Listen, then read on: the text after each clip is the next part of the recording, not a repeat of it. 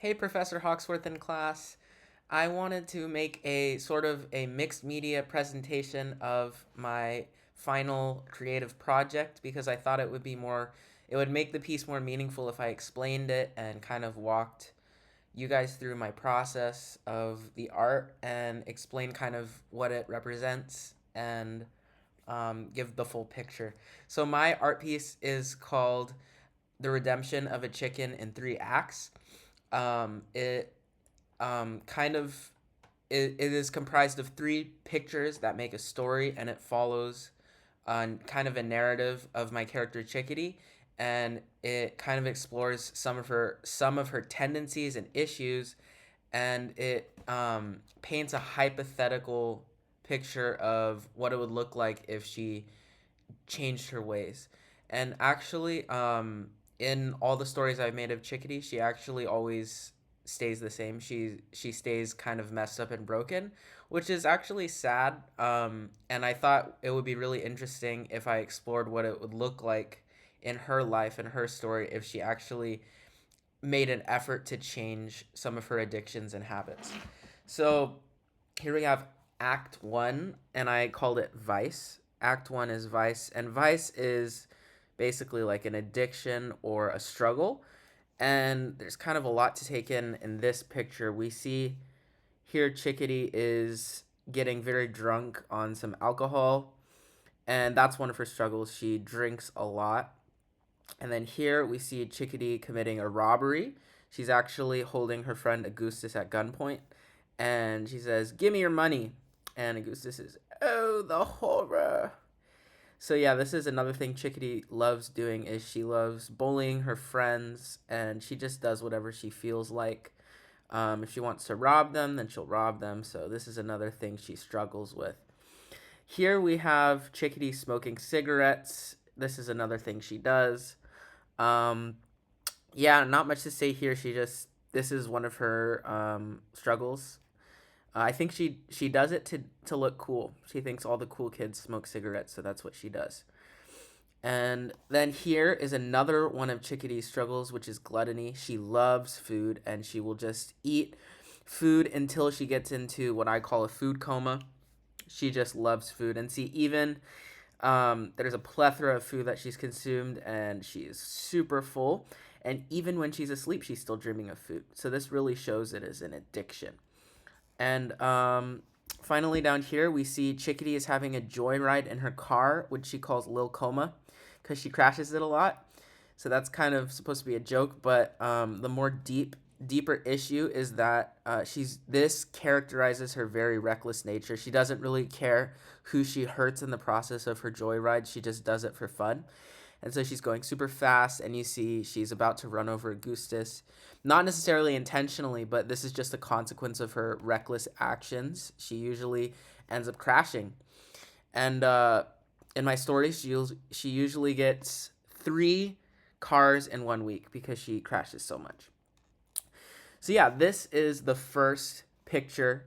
This is Chickadee actually kind of represents me because in my life, my 20 years of life, I've had many struggles. Not necessarily these, but personally, like I haven't struggled with alcohol, and I've never committed crimes, and I've never smoked, but I do very much struggle with gluttony. I love food, and it's hard for me to stop eating sometimes. So that's something I struggle with, and something I didn't picture here because I didn't have enough space is also Chickadee has lots of anger, and I think that can even be shown in this scene. I mean, she kind of finds ways to let out her anger, or like not vent, but decompress. And this could be one way she decompresses is going on some crazy uh, outburst and driving, not necessarily trying to hurt someone, but that's just kind of this whole thing is what happens when she gets angry. So yeah, I struggle with anger, and Chickadee's whole character kind of represents me. So that's the first act, is all her struggles. This represents addiction, this represents sin. And the second act is Act 2, sorrow. This is the natural result of all the sin and addiction that Chickadee goes through. Is she feels guilty. This is her just curled up in a corner crying. I tried to become a lot more serious in this picture because it's real. This is really how I feel sometimes after I've sinned. I just feel so guilty and sad of my actions, and I know I've messed up again. And I wanted to intentionally draw the room very empty, which represents like hopelessness, kind of. See, there's nothing in the room except a few little details. I drew a spider in the corner with the spider hanging down, and actually, the spider represents the devil. See how he's kind of like dangling over Chickadee and like almost taunting her and like laughing over her. Then I also drew an empty socket. Actually, this doesn't really represent anything. I just thought it was like a interesting detail in like an empty room. Then over here we have a single light bulb hanging down from a wire and a light switch. And notice how the light is not turned on. It's just not on. This light actually represents hope. And this is what would brighten Chickadee's empty room right now, but the light switch is so close and she could just turn it on, but she's chosen to leave it off and just wallow in her guilt and shame.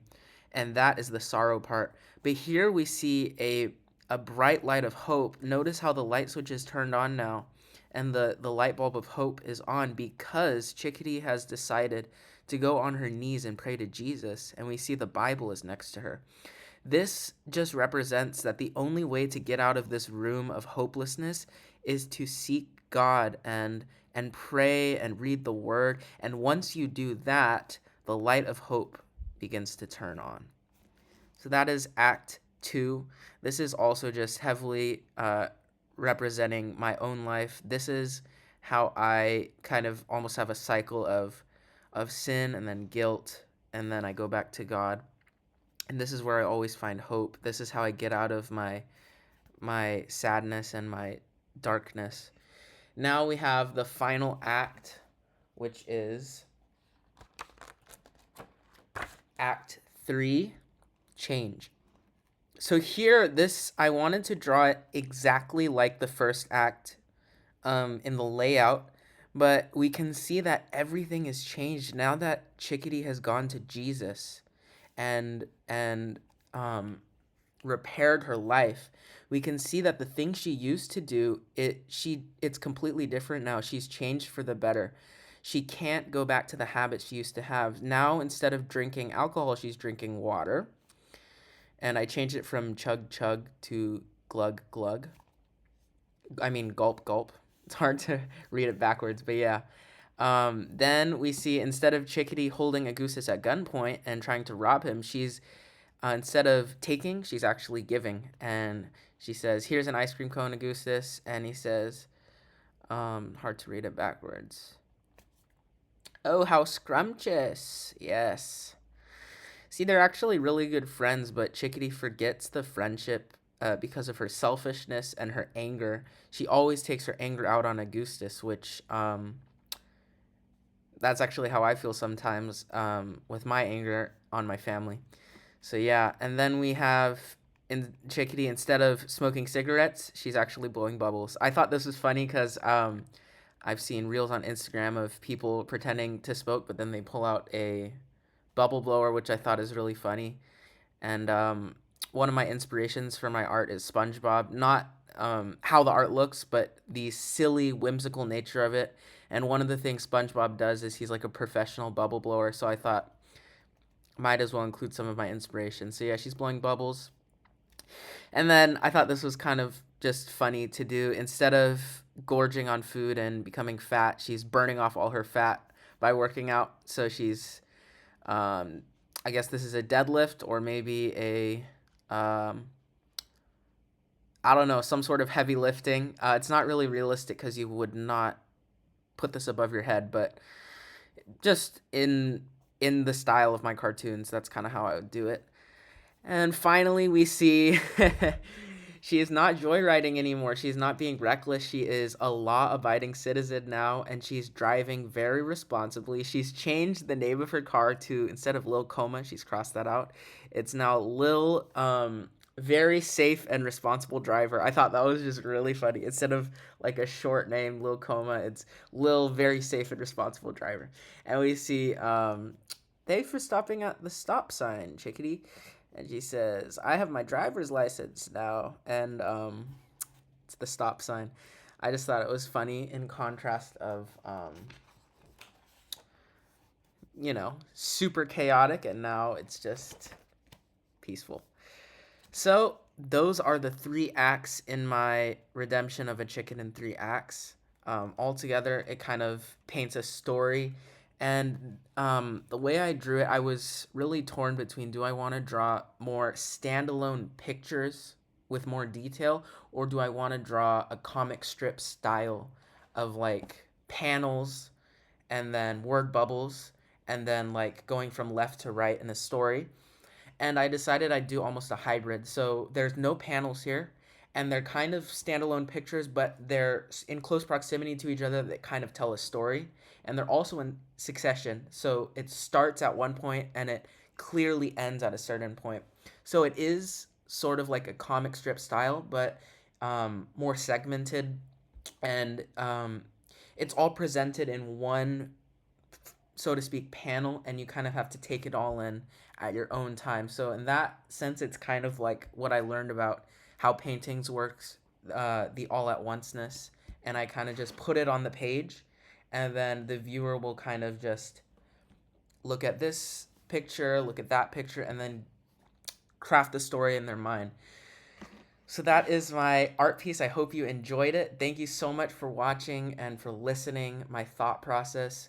Overall, I'd say what this piece means to me is there is always hope in my guilt and my sin.